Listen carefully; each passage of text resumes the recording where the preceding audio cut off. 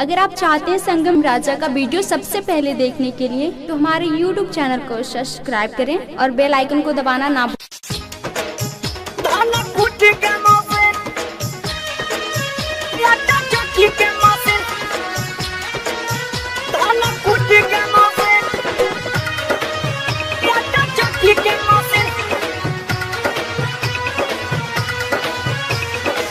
जातानी ससुरा जानू बाय बाय बाय जन कहियो हमरा खातिर हाय हाय हाय।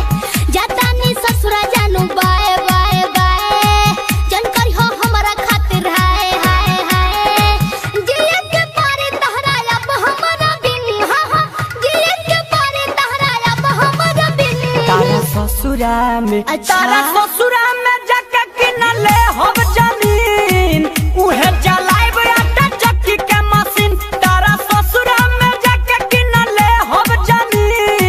भले चलाइब धन कुटी के मशीन। अरे भाग छूटा धन कुटी के मशीन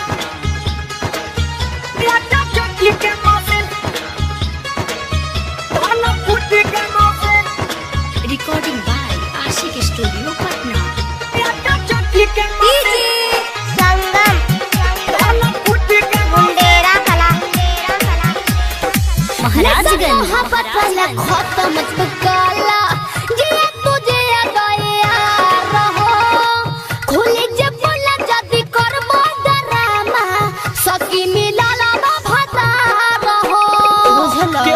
जानी रोज कवन बहाने घरे आई हम तोहार हो।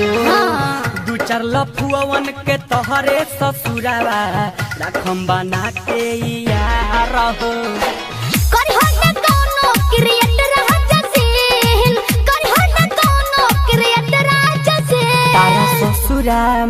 तारा ससुरा में किनम जाके एक कट्ठा जमीन उहे चलाइब आटा चक्की के मशीन। तारा ससुरा में जाके किनम एक कट्ठा जमीन भले चलाइब धन कुटी के मशीन। ओहो धन कुटी के मशीन आटा चक्की के मशीन संगम धन कुटी के मुंडेरा कला महाराजगंज